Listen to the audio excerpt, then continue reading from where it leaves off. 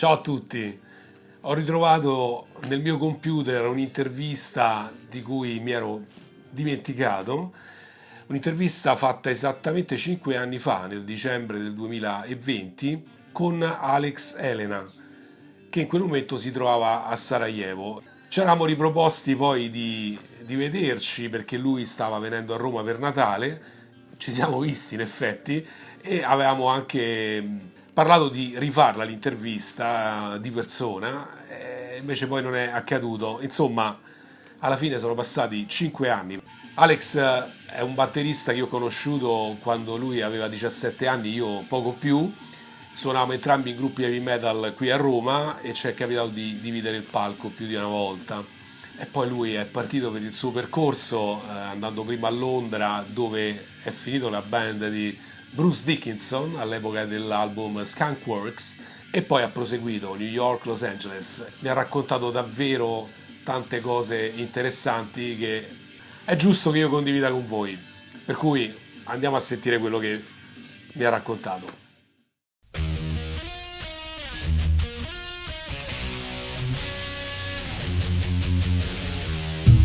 Alex Elena, intanto è un piacere incredibile rivederti dopo tutto questo tempo, quindi grazie.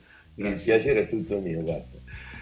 Noi ci siamo conosciuti veramente negli anni 90, suonando insieme, ti dividendo il palco. Tu eri il batterista dei Four Wheel Drive, una heavy metal band di Roma che salutiamo, e io ero il chitarrista dei Valkyria. Sì. E in particolar modo mi ricordo un concerto a Forano, che è un posto qui nei dintorni di Roma, all'aperto, in un velodromo, dove tu hai fatto match con il nostro cantante e penso che vi siate bevuti l'inverosimile. Sai che vagamente mi ricordo questo incidente, vagamente. Mo che hai detto Forano mi sono riapparse delle immagini, no? Nel mio hard disk del cervello che erano state scordate. Beh, è passato qualche anno, sei giustificato. Ma lo sai che c'ho, scusa, la memoria, c'ho dei compartimenti nella mia memoria, ovvero ci sono dei capitoli differenti, c'è Roma, c'è Londra, c'è New York, c'è New Certo. Orleans, Los Angeles, e a volte, guarda, specialmente adesso che diciamo sto tornando a Roma un po' più spesso, quando incontro persone ci metto 10 minuti a ricordarmi delle cose.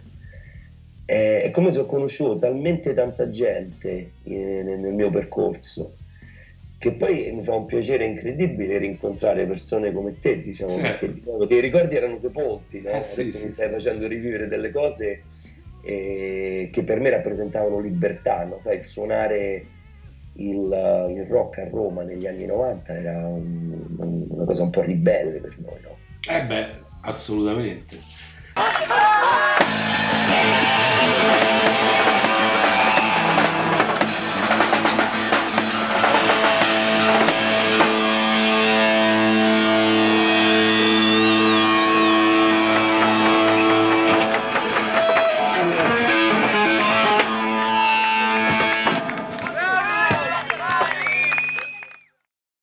È stato molto divertente. Poi dopo tu sei andato via, Io sono scappato per sei dire la scappato, eri verità. giovanissimo, quanti anni c'avevi?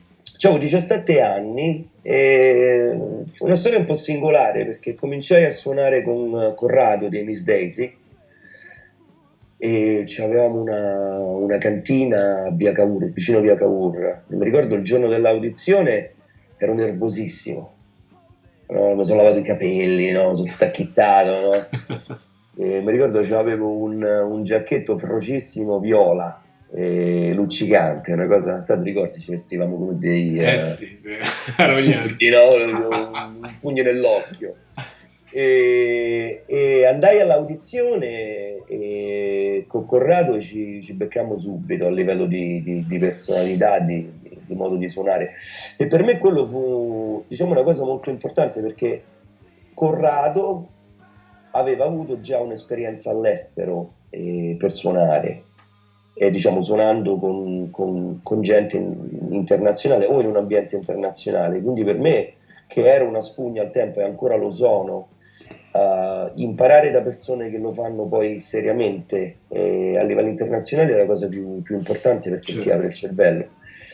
E mi offrì di andare a Londra con loro, no? C'avevano un aggancio con un manager che si chiamava Paul Adams. Pensa, non era nemmeno un manager, era un assistente in una management company, praticamente a Londra, che avevano dei contatti strepitosi, diciamo, e a lui piacque la band.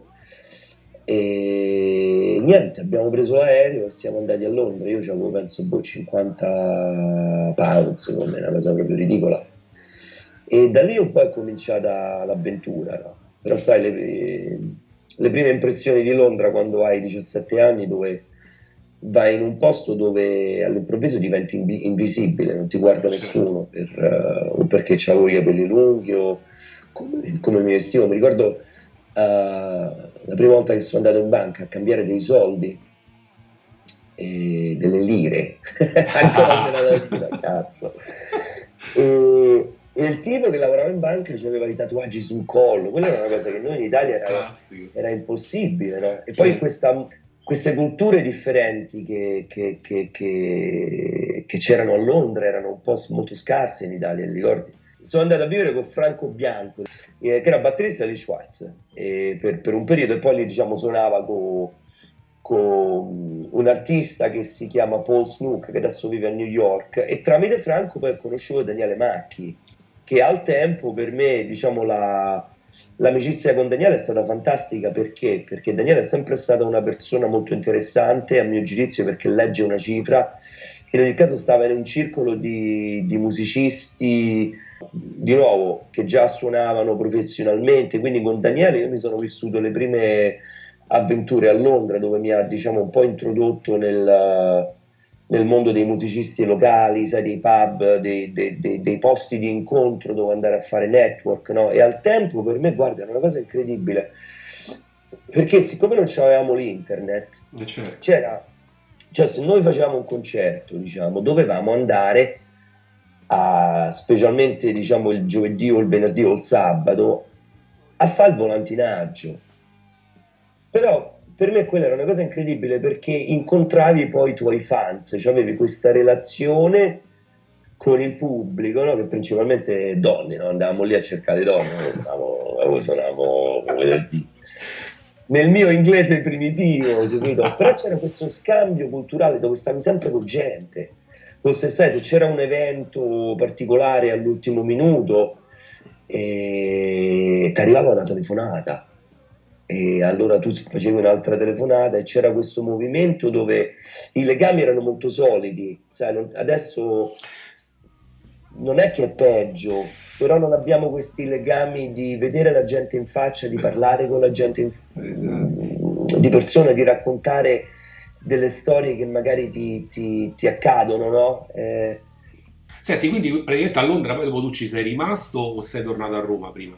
No, io sono praticamente fuggito dall'Italia e sono rimasto a Londra.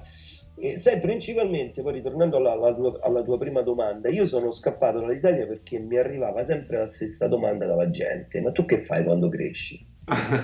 E io voglio vivere di musica. No, ma tu che fai quando cresci? Quindi quando mi sono trovato in un posto dove la mia professione come musicista, e poi dopo come produttore musicale, diciamo, era accettata e rispettata, ma io mi sono trovato in paradiso. Quindi è cominciato un odio totale verso l'Italia. A me piace stare in quel circolo dove il tutto è possibile. Certo, e lì infatti a proposito di tutto è possibile, in un certo punto tu ti ritrovi in qualche modo, che adesso mi racconterai, spero, nella band di Bruce Dickinson che aveva lasciato da qualche anno gli Iron Maiden Sì. e se non erro tu hai fatto il tour che Sì, ho era fatto Boss to Picasso, ho fatto il tour Tupigas. dei Skunkworks, abbiamo fatto il primo disco, diciamo, era un live album, uno registrato al Marquis e un altro registrato in uno studio a Londra che si chiama Metropolis. E non so principalmente lo scopo di quel disco cosa era.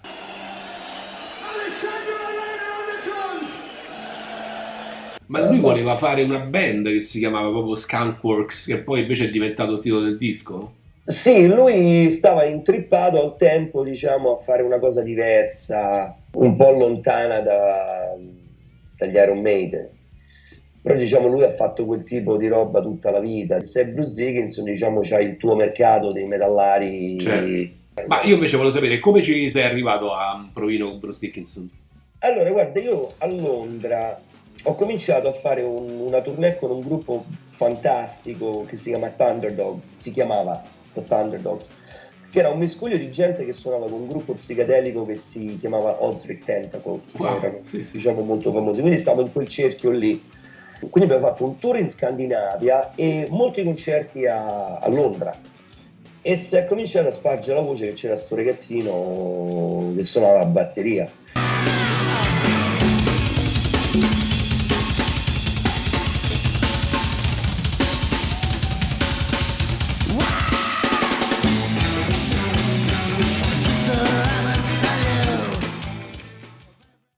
Il manager, pensa, dei Miss Daisy, che a quel punto diciamo, il gruppo si è sciolto dopo 4-5 mesi, mi ha raccomandato per un gruppo americano che si chiama Machine, che veniva praticamente dal New Jersey a Londra per fare delle cose.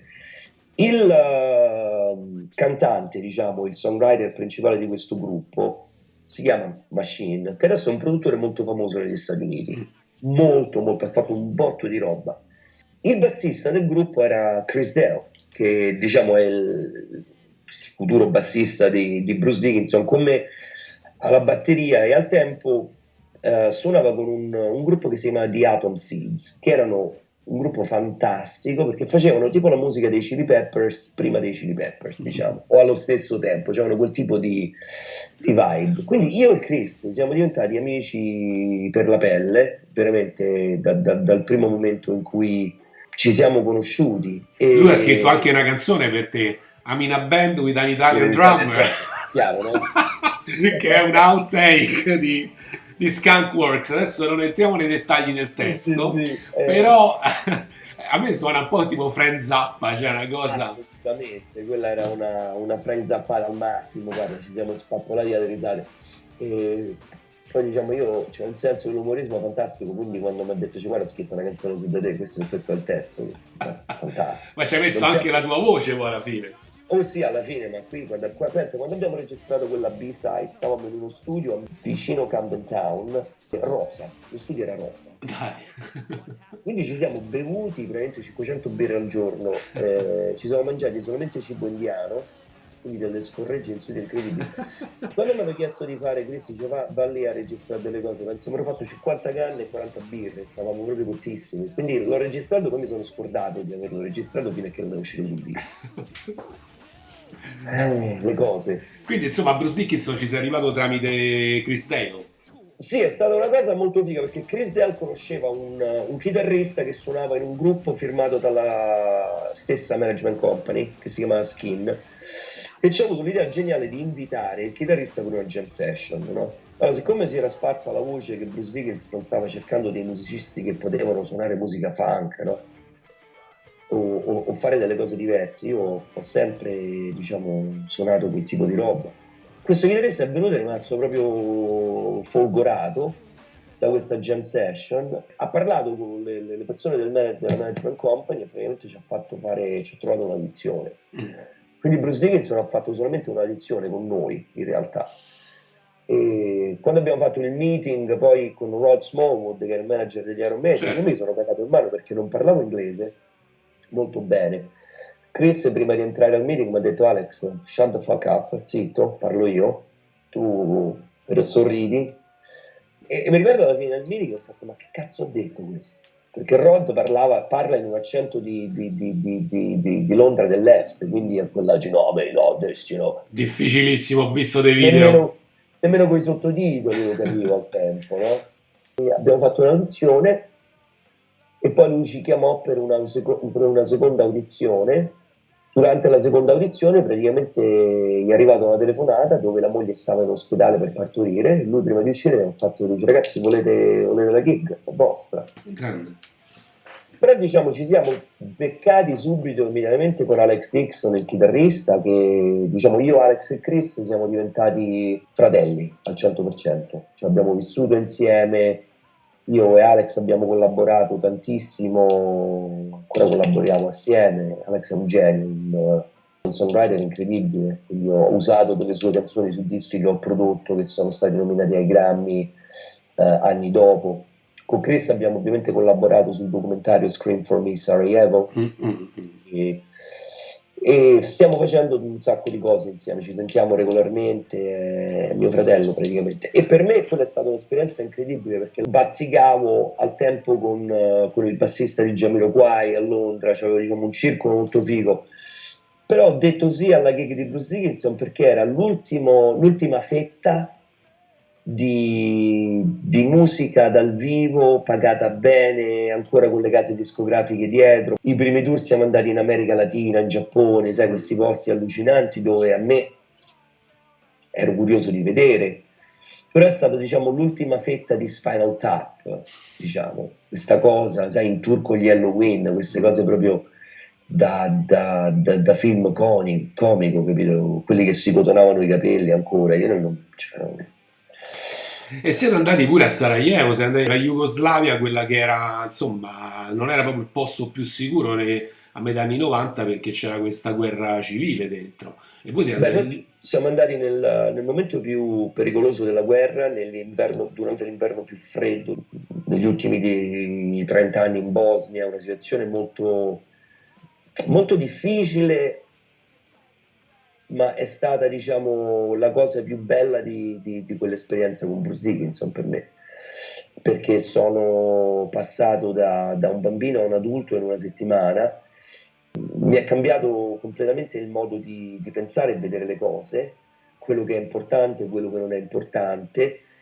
E io sono sempre stato appassionato di storia, principalmente diciamo di guerra e perché la guerra porta a fare degli atti così incivili, demoniaci e impensabili, che cosa porta la gente a comportarsi in questo modo. E diciamo dopo quell'esperienza non ho più avuto paura di nulla.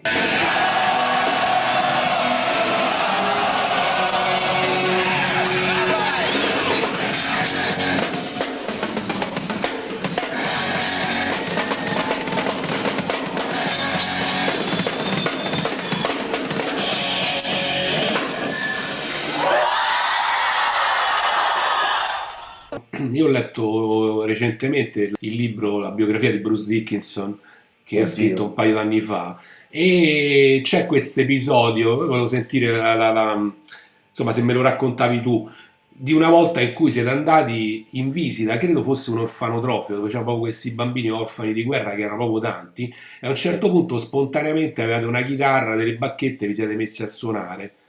Noi No. l'abbiamo portata la chitarra lì per suonare Mm, per loro, praticamente. È una storia molto seria, io ho un rapporto molto stretto con questa città, infatti li sto chiamando da Sarajevo, certo. io vengo qui regolarmente, ho fatto una mostra di fotografia gigantesca l'altro anno, ho donato tutti i soldi in beneficenza. Per me è stata un'esperienza molto incredibile quell'orfanotrofio perché c'era una bambina in una culla, io l'ho presa in braccio e questa bambina ha smesso di piangere. E una delle persone che lavorava all'orfanotrofio mi ha detto: guarda, questa piange sempre la prima volta che smette di piangere. E per la prima volta in vita mia mi sono sentito di adottare qualcuno. È stato molto difficile rimettere, ogni volta che la rimettevo nella culla, che vedo prendeva i giocattoli e se li sbatteva in faccia. Quelli sono bambini che hanno subito dei traumi incredibili dove hanno visto i genitori praticamente morire davanti ai loro occhi. Bruce Dickinson, questa cosa che ha fatto a Sarajevo, ovviamente tramite lui abbiamo visto questo mondo che ci ha cambiato in una maniera incredibile, quindi per questo io a lui ne sarò sempre grato. Tu a Londra sei stato per quanti anni? Allora, sono arrivato che avevo 17, sono partito che ce n'avevo 22 e mezzo, 23. E sei andato a New York. Ho sfanculato a New York. E lì hai cominciato anche a fare il producer oltre al session man, musician. Guarda, New York è stata brevemente, quando io mi sono trasferito a New York ancora era la città più bella del mondo. Un fervore incredibile musicale al tempo quando c'ero. Quindi io, cioè il mio tempo a New York è stato una crescita incredibile, perché lì ti trovi veramente a contatto.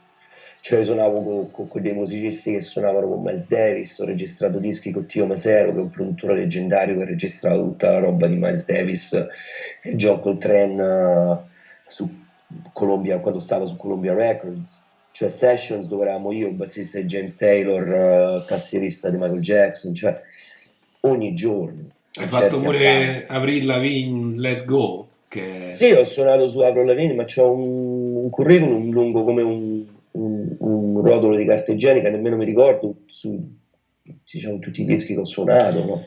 è Però interessante per Prince, me chiederti questo, nel senso che visto che oggi andare a New York con, cioè prendere una green card, avere un permesso di lavoro, cioè massimo può stare 3 mesi, invece all'epoca era molto più semplice. no, io mi sono sposato lì, Ah, ok. praticamente. Mi sono sposato perché stavo con una ragazza in ogni caso che al tempo che mi ha spinto a muovermi a New York. Io ero venuto a New York in vacanza, diciamo, per una settimana perché il mio amico produttore Machine, con cui suonavo a Londra prima di Bruce Dickinson, si sposava. Allora siamo venuti a New York per una settimana di baldoria totale e ho conosciuto questa ragazza e tramite questa ragazza, diciamo, siamo rimasti in contatto. Lei mi è sbucata a Londra e dice andiamo a New York, va basta questo posto. Io nel giro di una settimana praticamente ho dato via tutte le mie cose da New York, da Londra, e nemmeno le ho vendute. Io avevo un appartamento a Abbey Road, i mobili, mi sono tenuto i libri, i CD al tempo e un paio di cose. Non penso, nemmeno avevo la batteria io a Londra. Cioè avevo una batteria che aveva costruito mio padre, tra parentesi, e non mi ricordavo dove cazzo stava. Penso che ancora stava nello storage degli Iron Maiden, penso.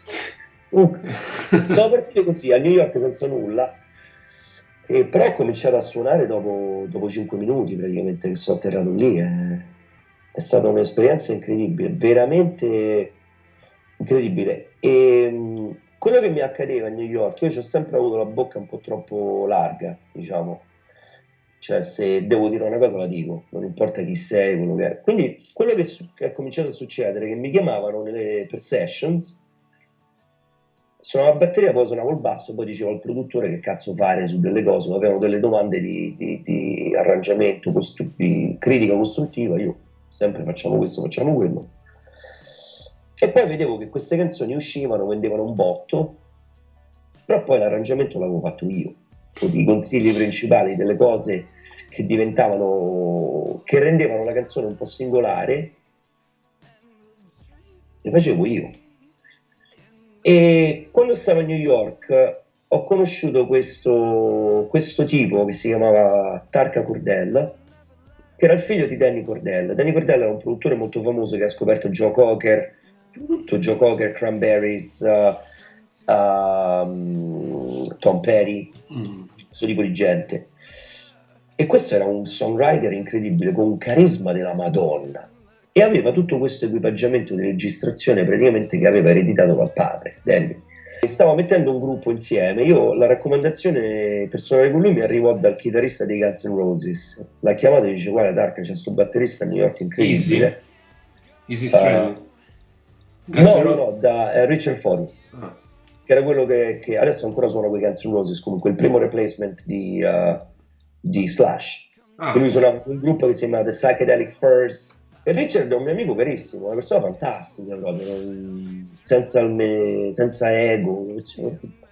Chiamò Tark e disse: guarda, c'è questo batterista incredibile. Ci siamo beccati con per una birra con Tark e siamo diventati fratello e sorella, cioè fratello e fratello. E, no, veramente un'amicizia incredibile. Lui,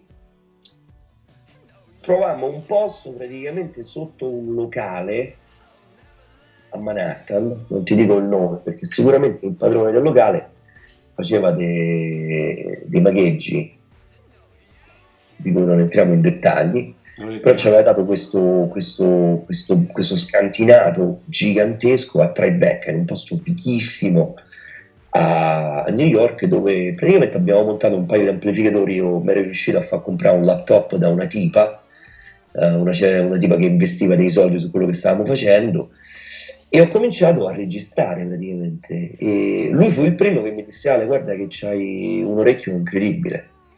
E io gli ho detto: "Oh, Tarka, guarda, io non so nulla della tecnica di registrazione." Lui mi guardò negli occhi e mi disse: guarda, mio padre era come te, non sapeva nemmeno che cazzo volevano dire le equalizzazioni sulla console.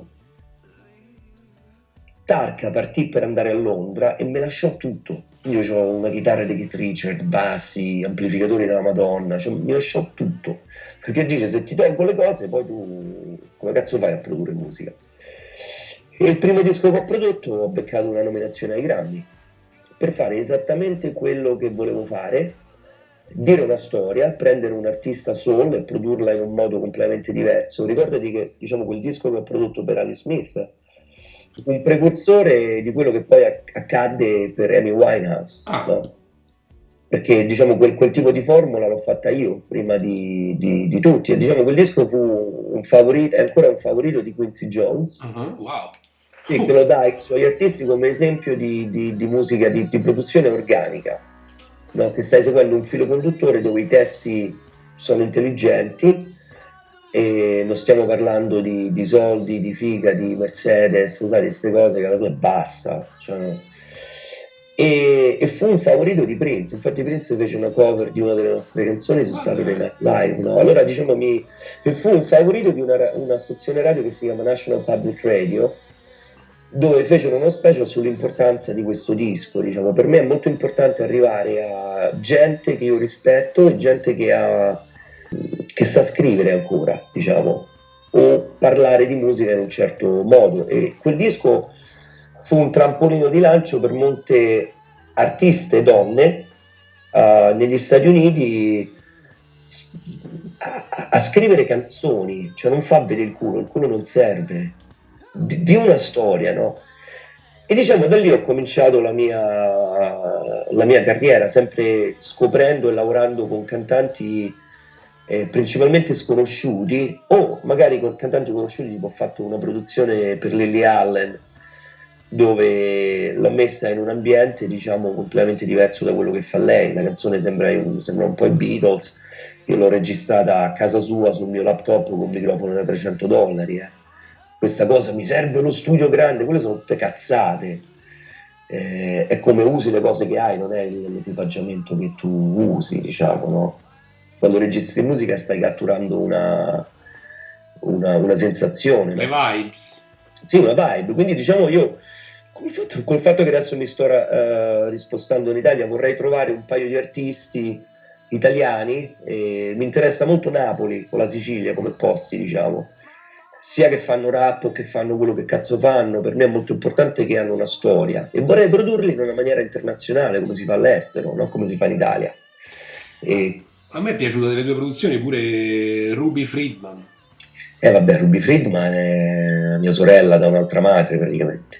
Ma bravissima pure lei. Cioè, Ruby, vedi, Ruby dice una storia quando canta, i suoi testi sono incredibili perché, numero uno, è una persona intelligente, intelligentissima, cioè è una che si sveglia la mattina, si legge Platone, capito come? È un'appassionata di storia, però ci ha avuto una vita molto interessante, difficile e pericolosa anche, che la porta ad essere quello che è.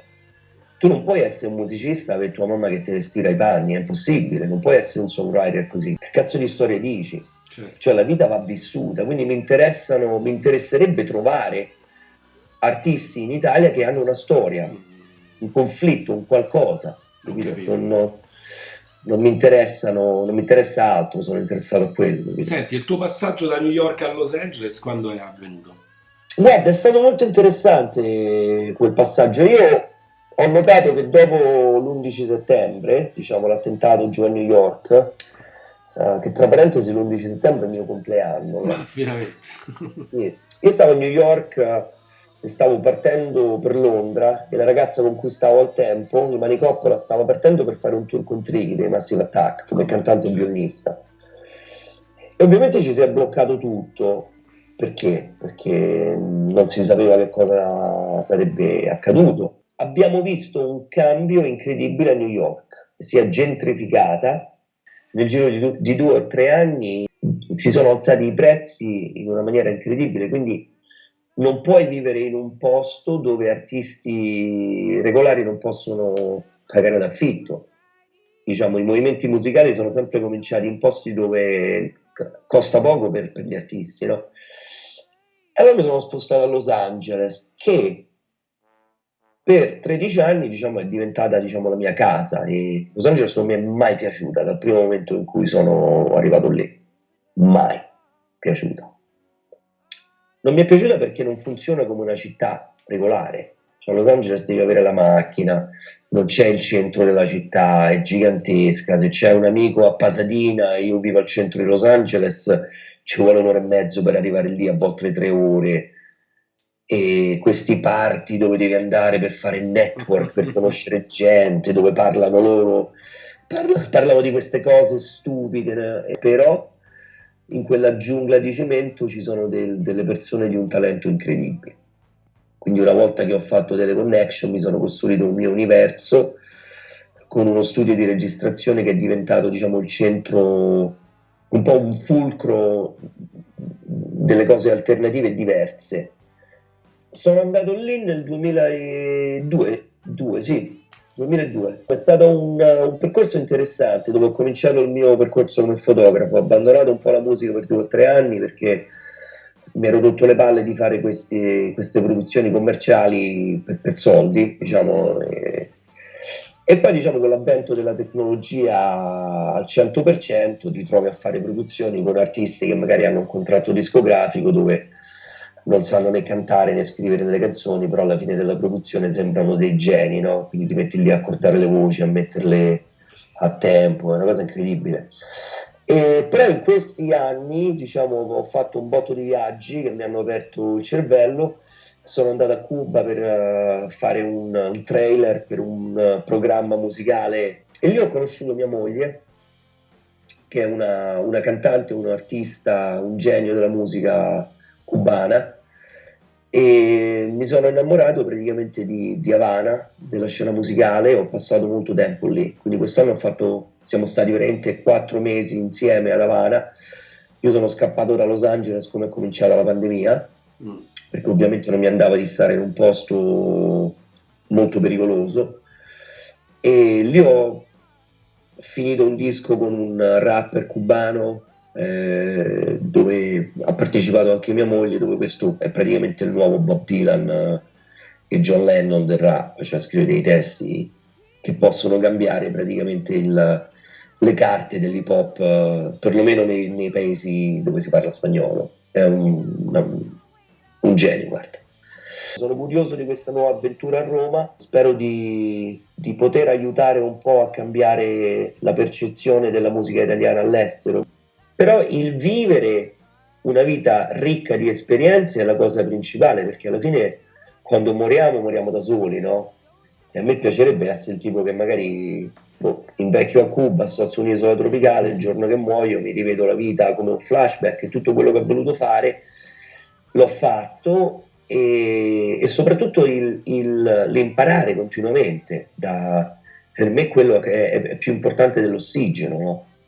Cioè mi metto sempre in situazioni dove devo imparare cose nuove, no? Come quando sono andato a Cuba, ero di un'ignoranza musicale, ancora lo sono, incredibile, perché lì è un mondo diverso, no? Certo. Totalmente. Quindi ti si riapre il cervello, ti devi imparare una lingua nuova, no? Quindi per me quello è l'ingrediente principale che poi arricchisce, diciamo, le mie produzioni musicali, no? Sai quante volte sono andato a trovare amici, non hanno lo stereo a casa, o hanno questi cazzo di speaker piccolini, mono. Cioè, va pure bene, ma dov'è la musica? Non ascoltate? Come si fa a vivere senza musica? Quella è una cosa che io non riesco ad accettare, a capire. Cioè, quando tu togli la musica da una cultura, stai uccidendo la cultura. La musica è la droga più bella del mondo. Questa cosa mi terrorizza, guarda.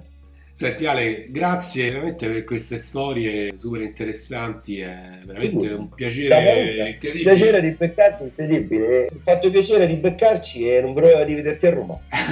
Buona giornata. Ciao, anche a te. Ciao.